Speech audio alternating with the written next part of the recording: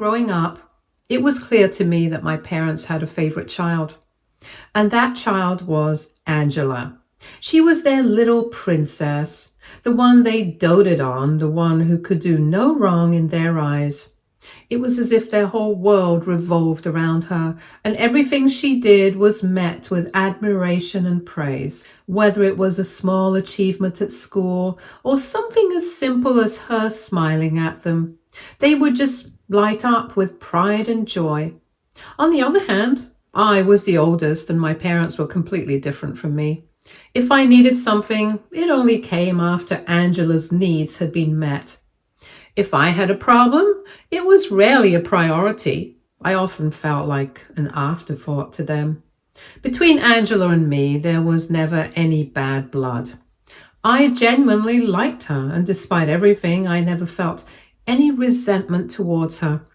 I know in situations like ours, it's common for siblings to develop jealousy or bitterness, but I never saw her as the enemy. She was just my little sister. Of course, there were moments when I wished things were different. I wish I weren't always the one pushed to the side, the one whose needs and feelings came second. But at the same time, I knew it wasn't Angela's fault. She didn't choose to be the favorite, just like I didn't choose to be overlooked. To give you an idea of just how much my parents favored Angela over me, let me share a few examples. Every year on her birthday, we would take a trip to Disneyland. This would be a full day of fun, excitement, and making special memories. It was something Angela always looked forward to, and my parents made sure it was a grand celebration. Meanwhile, when my birthday came around, there were no big trips or elaborate surprises. Instead, we would simply go out for dinner at a local restaurant. The difference was very obvious. Angela's birthday was treated as a major event, while mine felt more like an obligation they had to check off the list. When it came to extracurricular activities, my parents always prioritized Angela. They only had the budget to support one child's after-school hobbies, and they chose her ballet lessons over my tennis training. The frustrating part was that I was actually really good at tennis. I loved playing, and I had the potential to go far, but my parents didn't see it as important. Instead, they told me I should concentrate more on studies rather than spending time on what they saw as just a game. In reality, they just didn't want to invest in me. Angela was never an outstanding student. She never got a grade above a B, but that never seemed to matter. Every report card she brought home, my parents would gush over her efforts and tell her how proud they were, and sometimes even reward her with gifts or a special treat. For me, it was a completely different story. There was no praise, no excitement, and certainly no rewards. Even if I secured the first position, I was always expected to get top marks. Not because my parents cared about my achievements, but because they wanted me to set a good example for my younger sister, Angela. If I didn't meet their high expectations, I would get scolded, lectured, or made to feel like I had let them down. No matter how hard I worked, my achievements were never acknowledged the way Angela's were. After I grew up and left for university, my parents hardly ever helped me financially. I was expected to take out student loans and figure things out on my own because, according to them, I was independent and responsible enough to handle everything. Meanwhile, when it was Angela's turn to go to college, my parents covered all her expenses without hesitation. Their reasoning was that she was young and couldn't handle the stress of a loan. I felt this was really unfair, as if I didn't deserve the same help just because I had learned to take care of myself. It was frustrating, but by that point, I had pretty much come to accept that this was just the way things were in our family. Angela was given a brand new car the moment she turned 18. My parents proudly handed her the keys. She didn't have to ask, beg, or prove that she needed it. It was simply given to her, no questions asked. Meanwhile, when I needed a car for my part-time job in college, I had to ask my mother multiple times before she finally agreed to let me have her old beat-up vehicle. It wasn't in great condition, but I was grateful to have anything at all. The problem was that the car constantly broke down. There were days when I would be stuck on the side of the road, desperately trying to get it to start again. Whenever I asked my parents for help with repairs, they refused. My father would tell me that if I wanted to drive, I needed to figure it out myself. So, whenever the car was out of commission, I had no choice but to take the bus to work. No matter how inconvenient it was, whether it was freezing cold, pouring rain, or unbearably hot, I had to find my own way.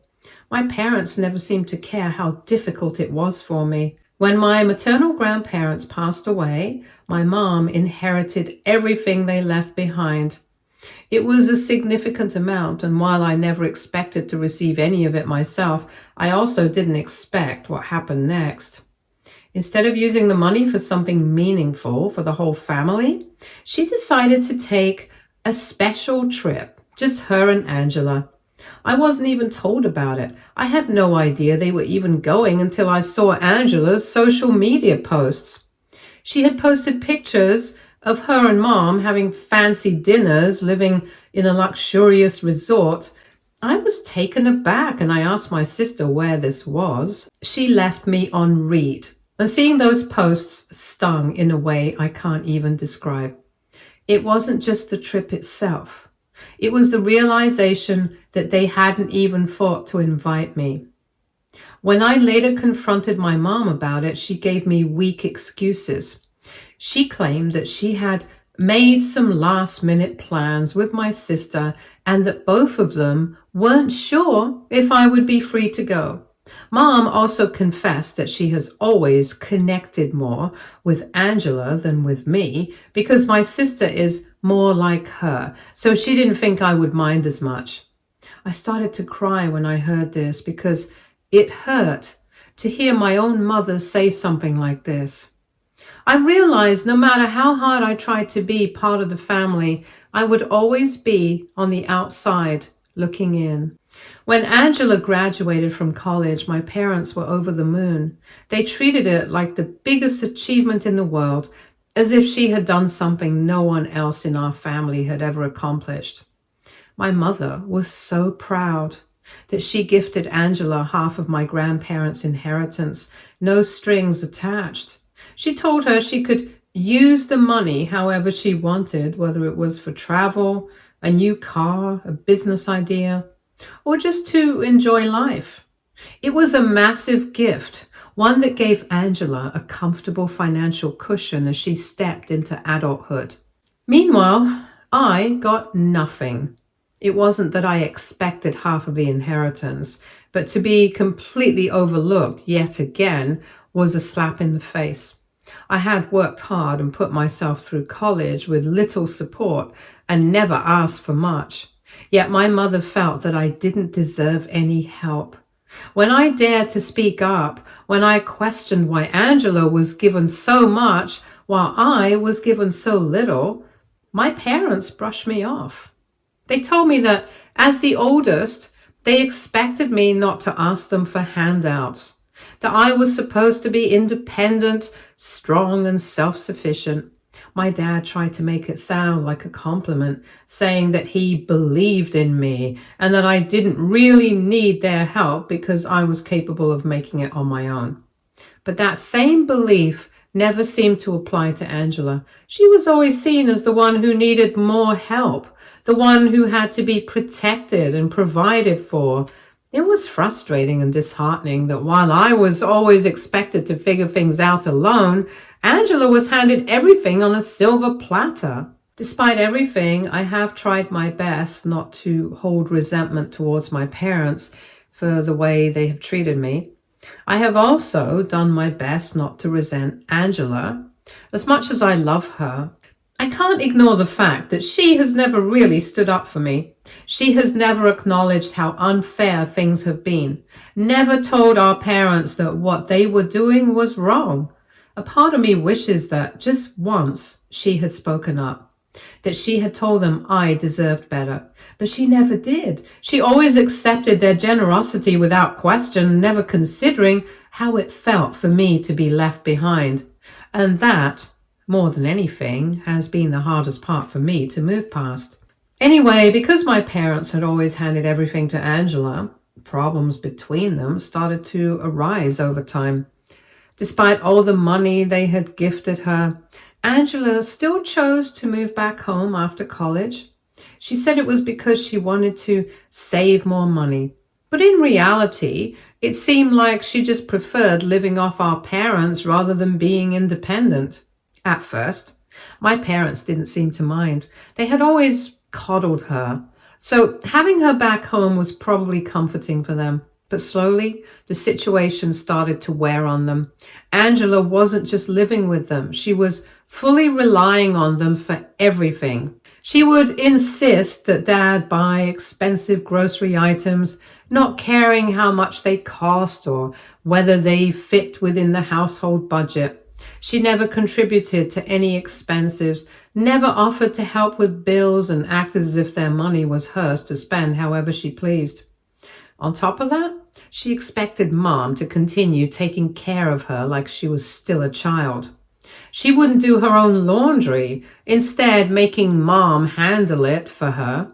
She didn't help out with any household chores, never lifted a finger to cook or clean, and treated the house like it was her personal hotel.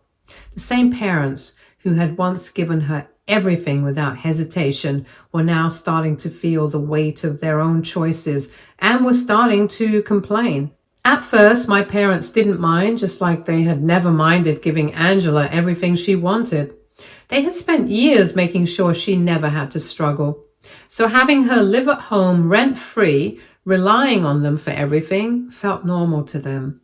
But since they are also getting older, things started to change. They weren't as energetic as before, and they began to expect Angela to step up a little at least, to take on even the smallest responsibilities. That's when the fight started between them. Anytime they asked her to contribute in any way, whether it was helping with groceries, paying for something, or even just doing simple household chores, Angela would get upset. She felt like it was unfair for them to ask anything of her, when all she wanted to do was just chill at home and play video games. Because Mom had given her half of the inheritance, my sister didn't feel the need anymore to find a job. So she lounged around the house the whole day doing nothing. But that wasn't the only issue. Angela had also developed a habit of partying all night and coming home at odd hours. My parents would wait up for her, worried, but she didn't care. She was living her life on her terms without considering how it affected them. My parents, who had always made excuses for her, were now facing the reality of what they had created. They had spent years giving her everything, shielding her from consequences, and now, when they finally needed her to act like an adult, she simply refused. Things took a turn for the worse when Angela met someone online and fell head over heels for him. This guy, Richard, was the definition of a deadbeat. He had no job, no ambition, and no real plans for his future. The only thing he seemed to care about was getting Angela to send him money, and she did. It didn't matter how obvious it was to everyone else that he was using her. My parents and I tried talking to her multiple times, warning her that he was just taking advantage of her. But she refused to listen. Every time we brought it up, she would get defensive, sometimes even furious, insisting that we didn't understand. In her mind, what she was doing wasn't foolish, it was just true love. No matter how much Richard asked for, Angela was always willing to give. She would send him money for rent, food, and even things he didn't really need, like new clothes or video games. It didn't matter that she was still living off my parents, and the money she had was only because of the inheritance. Whatever Richard wanted, she found a way to give it to him. My parents, who had always spoiled her themselves, now had to watch someone else take advantage of their daughter. No matter how much they tried to intervene, Angela wouldn't hear a word against him. She was convinced that helping him was a sign of her loyalty, and she refused to see the reality of the situation. Then, 2 months ago, out of nowhere, Angela decided to run away and get married to Richard. It was completely unexpected. There were no signs, no prior discussions, nothing to indicate that she had even been planning such a big step. One day she was living at home like usual, and the next she was gone, and she didn't even tell our parents until afterwards. We only found out when she video called us from her honeymoon. She proudly announced that she and her new husband Richard were planning to travel the world together. And to fund this grand adventure, they were going to use my sister's inheritance or whatever was left of it. This was the same money that my parents had assumed she would use for something responsible, like a house or a stable future. Instead, she was going to be spending it on her deadbeat husband. As you can imagine, my parents were furious. Mom, especially, was livid. She thought she knew her daughter better than anyone. For years, my parents had favored her, given her everything she ever wanted, and now in their eyes, she had just thrown it all away on a man she barely knew. Suffice it to say, things haven't been the same since. My parents, who once bent over backwards for Angela, have finally started seeing the consequences of their actions. They have reduced all communication with her. Now that my sister is no longer their favorite, I've noticed a shift in the way my parents treat me. It's like suddenly they check in on me, want to go out and have lunch with me, and make an effort to include me in things they never cared about before. My mom, who used to barely acknowledge my presence unless she needed something, now calls me just to chat. She has suddenly started calling me every time she wants to go shopping. For years, I had watched her and Angela go on shopping trips together while I was left out. Now she acts as if it's normal to include me, as if we've always had this kind of bond. My dad also calls more to ask about my work, my health, and whether I need anything. Family dinners have also changed. Before, they would make plans without ever considering my schedule. I was just an afterthought, invited if it was convenient, but never a priority. But now, they arrange family dinners around my availability. They make sure I can attend, check in with me before making plans, and suddenly seem eager for my presence. It's strange, almost unsettling. Even socially, things have changed. If they are now invited to a wedding or a family gathering, they expect me to go with them. It'll be nice to have you there, they say, as if they had always cared about my presence. Meanwhile, when Angela was around, they never bothered to ask if I wanted to go. It's as if they've decided to make me my sister's replacement.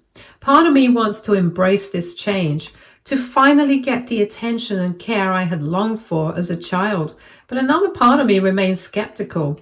Was this just a matter of convenience because Angela was no longer around to be their perfect daughter? However, unlike Angela, they expect me to also work for them. Like recently when my dad fell sick, my mom couldn't help him much because she has a bad back. Suddenly they expected me to step in and take care of him. No questions asked. When my dad was in the hospital, they wanted me to visit him as much as possible, almost as if it was my responsibility to be there every single day. They expected I would drop everything and prioritize them, something they never asked of Angela when she was the one they doted on. Then, during Christmas, my parents sat me down for what seemed like an important conversation. They told me that they had decided to give me a portion of the inheritance that my mom had received from her grandparents. The same inheritance that they had previously decided not to pass on to me. Keep in mind, my mom had already given half of it to my sister, so now she wanted to share a part of what was left with me. My mom told me that she and Dad felt that they should have always given me the money from the beginning and hoped that now I could use this inheritance to invest wisely or buy myself a new car because, according to them, my 3-year-old car had served its purpose and it was time for an upgrade. I was completely caught off guard. My parents had never done anything remotely this generous for me before. For years, Angela had been the one receiving expensive gifts and financial support, while I had been told to be independent and take care of myself. So naturally, I was suspicious. I looked at them and asked, "Why are you suddenly being so nice to me?" And that's when they admitted the truth. My parents sighed and admitted that they had learned their lesson after everything that had happened with Angela. My father added that they both could never trust her again, since she had willingly used all her money just to run off and marry a deadbeat. So instead of giving her more money, which she would only waste, they had decided to give it to me because they were confident I would use it more responsibly. Mom looked at me and said that in return for their generosity, all they wanted was for me to become their make-do temporary favorite child. She said it so casually, as if it were a completely normal thing to say. According to her, this meant that I should listen to them, be there for them, and take care of them now that they were getting older and had no one else to rely on. Dad chimed in, adding that he had always known I was the more responsible one, and he had high hopes for me that I wouldn't disappoint them the way Angela had. I sat there staring at them, trying to process what I had just heard. Hearing them say that confirmed what I had already suspected. This wasn't love. This wasn't appreciation. This was like they were trying to bribe me into taking care of them. They had lost Angela as their golden child, so now not only did they want me to replace her, but they also wanted me to cater to them. Their idea of giving me money wasn't because they wanted to make up for the way they had treated me. It wasn't because they regretted all the years they had ignored me. No. It was because they needed something from me now. They were offering me these gifts with strings attached. They expected something in return, my obedience, my presence, my care. They did not value me as a person. It was about securing a safety net for themselves, now that Angela was no longer around. In that moment, I realized something painful. My parents never actually changed. They didn't suddenly wake up and see my worth. They just shifted their favoritism because Angela had let them down, and now I was nothing more than their backup plan. Now I definitely could have refused the money. I definitely could have protested. I could have called them out on their hypocrisy, pointed out how they had ignored me for years and told them exactly how I felt. But I didn't, because honestly, there was no point. It wasn't like they would suddenly realize their mistakes and apologize. It wasn't like they would finally admit how unfair they had been. Instead, I decided to just take what they were offering. My parents had never given me any financial help before. I had always been the independent one, the one who had to struggle and work for everything, while Angela got handouts. My sister had been spoiled with expensive gifts, free college tuition, a brand new car at 18, and half of my grandparents' inheritance. And what did she do with it? She ran off and spent it all on herself and her husband. Meanwhile, I had worked hard for everything I had, without any help from my parents. She had already received more than enough from my parents over the years, so if they finally wanted to give me something, who was I to refuse? So I kept my mouth shut and accepted the money. However, ever since that, my parents' expectations of me have only grown. It's like every day they feel more and more entitled to me. My mother constantly needs me to drive her around, even though she is perfectly capable of driving on her own. If I refuse, she immediately reminds me, after everything I've given you, you can't even do this one small thing for me. She acts like the money she gave me was some kind of lifelong contract binding me to her every whim.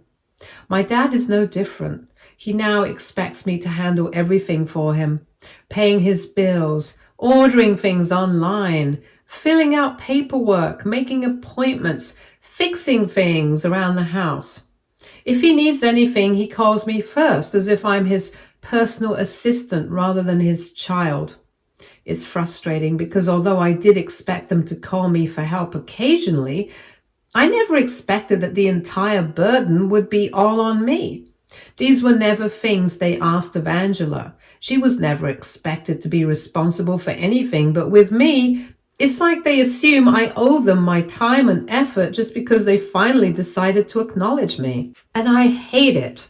On top of managing my own life and work, I now have to constantly think about my parents and their endless demands. It's exhausting, overwhelming, and incredibly unfair. I never asked for this money, but now it feels like they only gave it to me so that they could use it as leverage. To make things even worse, yesterday my mom fell down the stairs. She had to be taken to the hospital and the doctors ordered her to stay on bed rest for at least 2 weeks. Now my dad called me and asked me to move in with them so I could take care of mom 24/7. I was completely caught off guard. I told him that while I could visit every evening, there was no way I could just drop everything and move in to care for her full time. Dad pushed back, saying they had given me money specifically for this reason. So skipping work wasn't a big deal, but I stood my ground. I told him he couldn't just dictate my life and that I refused to become their full-time caregiver. Now my parents are upset and are accusing me of being too full of myself. So Reddit, am I the a-hole here? Update 1. I've seen a lot of people asking why I didn't just refuse the money or why I'm still engaging with my parents after everything they put me through. The truth is, I don't want to regret not helping them. As much as I resent the way they treated me growing up, they're still my parents. A part of me feels like if I completely cut them off, I might look back one day and feel guilty for not being there when they needed me. They're getting older, and while I know they're only turning to me now because Angela disappointed them, I can't help but feel some responsibility. Maybe it's the years of being forced into the mature and responsible role, or maybe it's just my own conscience, but I don't want to be the kind of person who walks away and later wonders, what if I had done more? That said, I also don't want to be taken advantage of. Ever since my parents started treating me like their new favorite, their expectations have been overwhelming. I'm trying to find a balance. I don't want to completely cut them out of my life, but I also don't want to let them guilt trip me into being at their beck and call. If they truly regret how they treated me in the past, they need to show it through their actions, not just by suddenly expecting me to step up and replace Angela. I haven't fully decided how to handle everything yet. In the end, I hired a caretaker for my mom and I'm covering the entire cost. However, my dad isn't happy with this decision. He insists that no outsider can take care of mom the way a family member can. He thinks I'm being selfish, but I don't care anymore. I can't keep them happy all the time. This is the best choice for everyone. Also, for everyone asking, yes, my sister is perfectly fine. She and her husband are still traveling and enjoying life. She video calls us once in a while, usually just to check in. But my parents barely tolerate her now. They're still furious about how she betrayed them by running off and using the money they gave her to fund her own adventures instead of, I guess, staying home and relying on them forever. It's honestly strange to see how quickly their love for her has turned into resentment. For years, Angela could do no wrong in their eyes, and now they act like she's the worst person in the world.